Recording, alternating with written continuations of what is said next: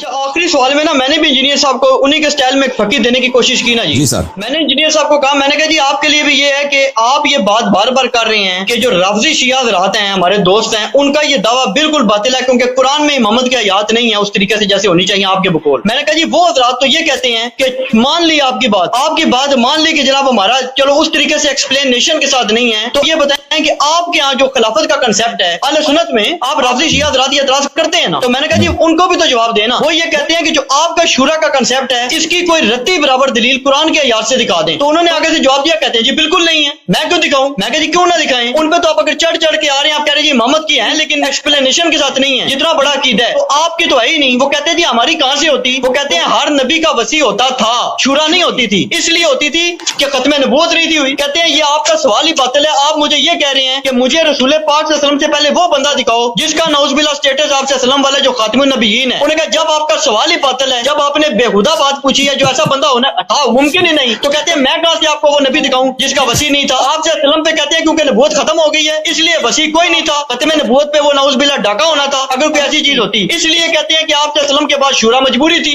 और आज तक कहते हैं प्रैक्टिकली शूरा ही चल रही है। ये उन्होंने जवाब दिया, मफहूम बता रहा हूँ, आप वीडियो खुद देख लीजिएगा। जी सर, पहली बात यह है कि वहाँ शूरा कहाँ है, शूरा बोलते हैं बेदे का अजीजो, शूरा मजलिस को नहीं बोलते, एक मजमुआ है, लोग वहाँ पे मशवरा करते हैं, शूरा उसका नाम नहीं है, शूरा बोलते हैं मशवरा करने को। शूरा का लफ्जी क्या मतलब है, अब नाम रख दिया ना मजलिस शूरा इस्लामी। पाकिस्तान के पार्लियामेंट को शूरा तो नहीं बोलते, शूरा बोलते हैं। उर्दू में पार्लियामेंट को कानून में मजलिस शूरा लिखा है, कानून मजलिस शूरा यानी मशवरा करने की मजलिस। वो खुद लफ्ज शूरा खुद है ना, मशवरा मजलिस नहीं है, मजमुआ नहीं है लोगों का। लफ्ज शूरा जो है क्या बोलते हैं, मशवरा करने। अच्छा, कहते हैं अगर खिलाफत मशवरे से होती है ना, खिलाफत मशवरे से होती तो वो इसकी कोई आयत वगैरह हमें दिखाएं कि खिलाफत मशवरे से होती है, या कोई हदीस हमें दिखाएं, कुछ भी नहीं है। व अम्रुहुम शूरा बैनहुम, ये लोगों के कामों का है, लोगों के अपने कामों का, कि वो एक दूसरे से मशवरा करते हैं। एक चीज जो मनसूस होती है, जो दीनी फरीजा होता है, वो उस पर मशवरा नहीं होता। अब हम आके अम्रुहुम शूरा बैनहुम, हम आके मशवरा कर रहे हैं नमाज पढ़नी या नहीं पढ़नी, काबा किबला होना चाहिए या मसलन हम न्यूयॉर्क को किबला बना देना, इस पे तो मशवरा होना ही नहीं है। मशवरा किस पर है, व अम्रुहुम शूरा बैनहुम, ये अपने कामों में मशवरा करते हैं। अपने अभी मैंने शादी करना है भाई, मैं फिलान जगह से रिश्ता मांगू बेहतर है या फिलान जगह से रिश्ता मांगू, ये ठीक है ना, आपसे मशवरा करूंगा भाई, आप उनको जानते हैं, आप मशवरा दे दें। या मैंने एक गाड़ी खरीदनी है, मुझे नहीं मालूम ये कीमत अच्छी है या नहीं, आपसे मशवरा करूंगा। वो मशवरा वो अल्लाह के फराइज में नहीं होता। इमामत जो है, ये इमामत अल्लाह ताला ने खुद कुरान मजीद में फरमाया कि हजरत इब्राहिम अलैहिस्सलाम ने जब अल्लाह से दुआ की, वमिन ज़ुर्रियती व इब्तला इब्राहिम रब्बुहु बिकलिमातिन फअतम्महुन क़ाल इन्नी जाइलुका लिन्नासि इमामा क़ाल वमिन ज़ुर्रियती क़ाल ला यनालु अहदि ज़ालिमीन। इब्राहिम अलैहिस्सलाम को अल्लाह ने इम्तिहान ले लिया, सख्त इम्तिहान ले लिया, इम्तिहान में कामयाब हो गए तो अल्लाह ने कहा कि मैं आपको लोगों का इमाम बनाता हूँ। तो इब्राहिम अलैहिस्सलाम ने कहा कि मेरे ज़ुर्रिया, अल्लाह ने कहा मेरा जो ओहदा है, मेरा जो ये इमामत मेरी पोजीशन है, ये ज़ालिमीन को नहीं मिलने वाली। तो ये पोजीशन ही अल्लाह की पोजीशन है, इब्राहिम अलैहिस्सलाम अपना नहीं बना सकते। वो इब्राहिम अलैहिस्सलाम अल्लाह से दुआ कर रहे हैं, तो लोग मशवरे से क्या बनाएंगे, व यखलुकु मा यशा व यख्तार मा कान लहुमुल खियरा। तेरा रब है जो खल्क करता है, तेरा रब है जो इख्तियार करता है, लोगों को इख्तियार करने का हक नहीं है। ये कुरान की नस आयत है। रसूल पाक सल्लल्लाहु अलैहि वसल्लम ने जितने गज़वों में उन्होंने अमीर भेजा ना, किसी को मशवरे से नहीं भेजा, या किसी को सहाबा से कह दे कि तुम शुरा कर लो, तुम शुरा करके अपना अमीर इंतखाब करो।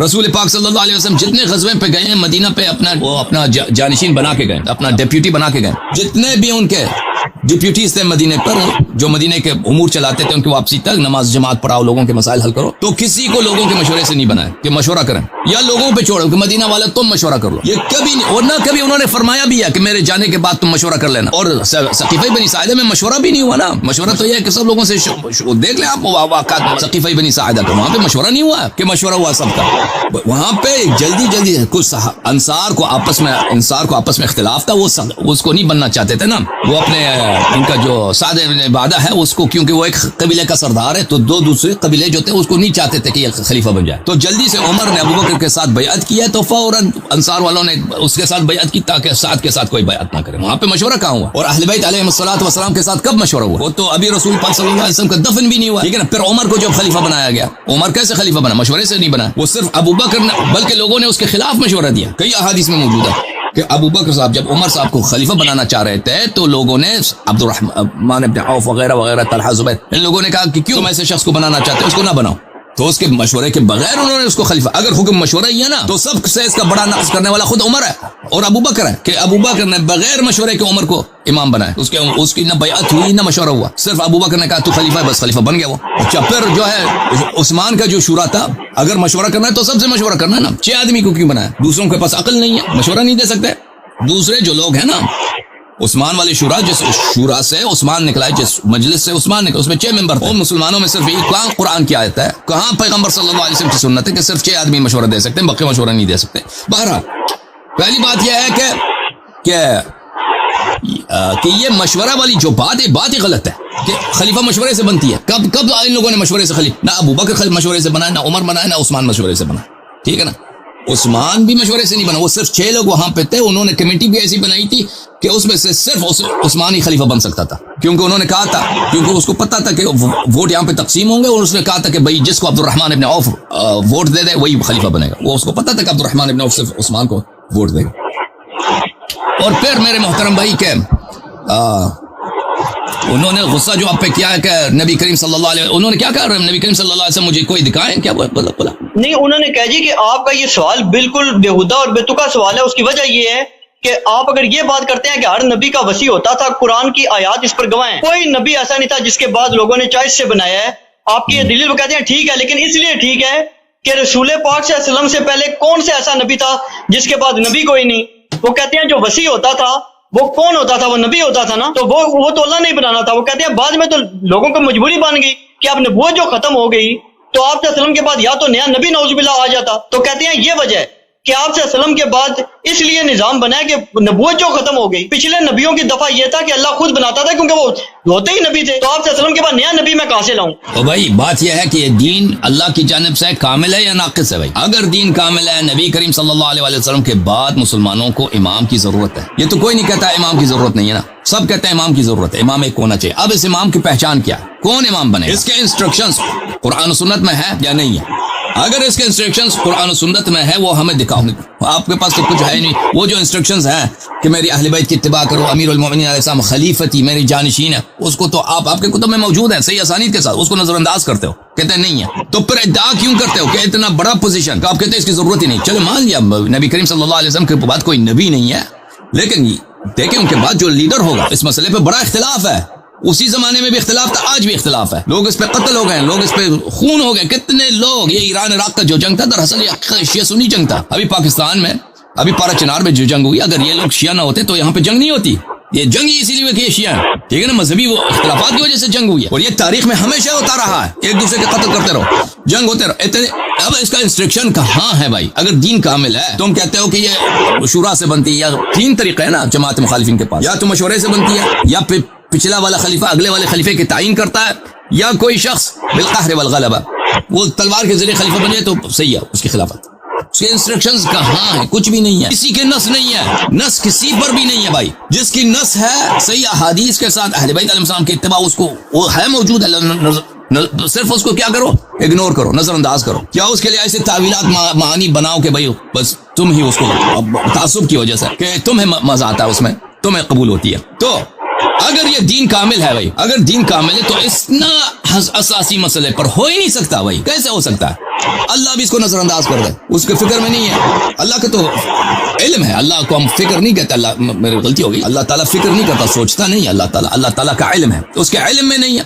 رسول صلی اللہ علیہ وسلم کے علم میں نہیں ہے کہ بھئی میرے بعد یہاں پہ اختلاف ہوگا, یہاں پہ ضرورت ہے امام کی کہ میں اس کو بیان کروں تاکہ میرے امت میں میرے بعد یہ کس کی اتباع کریں. ہر دفعہ مدینے سے جاتے تھے. احد آپ حج پہ گئے ہیں بھائی علی الحسن صاحب؟ نہیں, ابھی تک سر نہیں سعادت ملی. انشاءاللہ اللہ آپ کو نصیب کرے. حج پہ جب جائیں گے تو مدینہ منورہ میں, وہاں سے آپ احد چلے جائیں جہاں پہ احد کی لڑائی ہوئی ہے. وہ ٹیکسی میں بیٹھیں گے, 20 منٹ کا راستہ ہے, 20-25 منٹ کا راستہ ہے, زیادہ سے زیادہ آدھا گھنٹہ. کوئی یعنی حرم شریف سے نبی کریم صلی اللہ علیہ وسلم کے مسجد کے باہر سے گاڑی میں جب بیٹھیں گے, احد تک آپ کو بمشکل 30 منٹ لگتے ہیں. پیدل چلیں گے شاید زیادہ سے زیادہ 3 گھنٹے. کوئی دور کا راستہ نہیں. رسول پاک صلی اللہ علیہ وسلم صبح گئے, شام کو واپس آئے احد کی لڑائی کے لیے. اس اتنے مختصر کے لیے نبی کریم صلی اللہ علیہ وسلم نے مدینے پہ اپنا جانشین تعین کیا ایسا غزوہ مجھے دکھائیں کہ وہ گئے ہیں انہوں نے غزوے پر اپنا مدینے پر اپنا جانشین تعین نہ کیا، حالانکہ وہ آدھے دن کے لیے جاتے تھے، تعین کرتے تھے کہ یہاں پہ مدینہ کا امور کون چلائے گا میری عدم موجودگی میں۔ جہاں پر بھی کوئی جگہ فتح ہوتا تھا وہاں پہ اپنا نمائندہ نصب کرتے تھے کہ وہاں سے زکوٰۃ کون لے گا، ان کو لوگوں کو نماز کون سکھائے گا، دین اسلام کون سکھائے گا۔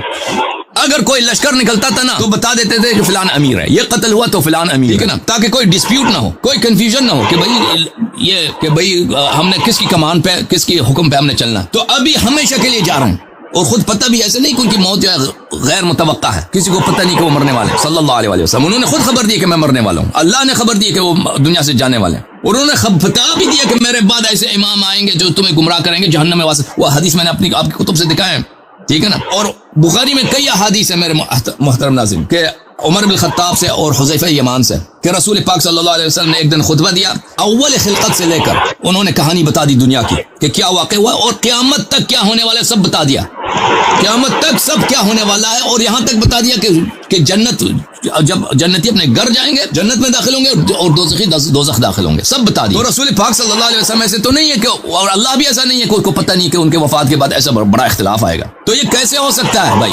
یہ عقل کے خلاف۔ ایک سبزی بیچنے والا ریڑھی ہے نا، وہ اس کو ایسے نہیں چھوڑ کے چلا جاتا، اس میں کسی کو رکھتا ہے بھائی کہ تم میں جا رہا ہوں 3 گھنٹے کے لیے، تم یہ سبزی اس قیمت پہ تم بیچ دینا میرے بعد، اور اس پہ جس پہ اعتماد ہے اسی کو رکھے گا، وہ اللہ نہیں جائے گا۔ وہ میں نے آپ کو دکھایا تھا نا بخاری کی حدیث کہ اگر کوئی چرواہا بھیڑ بکریوں کو باہر چھوڑ کے آ جاتا ہے، وہ دوسری چرواہے کے سپرد نہیں کرتا تو اس نے بھی خیانت کیا۔ تو یہ لوگوں کی تو امر تو اس سے زیادہ اہم ہے۔ بہرحال یہ کیسے ہو سکتا ہے بھائی؟ نص ہی نہیں ہے، اور سوال غلط ہے۔ کیوں سوال غلط ہے بھائی؟ کیوں سوال غلط ہے؟ سوال نہایت اہم ہے، کیونکہ اس کے پاس جواب نہیں، کہتا ہے سوال غلط ہے۔ بھئی آپ ہر چیز میں شریعت میں اس کی جواب موجود ہے، جہاد کرو یہ احکام، مسئلہ فلان کرو یہ احکام، فلان کرو یہ احکام، یہ اتنا بڑا مسئلہ ہے، اس کا کوئی حکم ہی نہیں ہے، اور حکم تو ہے، موجود ہے، اس کو بس نظر انداز کرتے ہیں۔ جی سر مزید بولیں۔ نہیں، وہ اصل میں یہ کہتے ہیں نا، وہ کہتے ہیں نبی کہاں سے میں لاؤں نیا، یا تو کہتے ہیں میں نیا نبی کو مانوں گا، نعوذ باللہ، نیا نبی ہوتا تو اللہ آرڈر کر دیتا۔ بالکل بات ان کی صحیح ہے کہ نہیں، ہم نے کسی نے مطالبہ بھی نہیں کیا نا کہ تم نیا نبی لے کے آؤ۔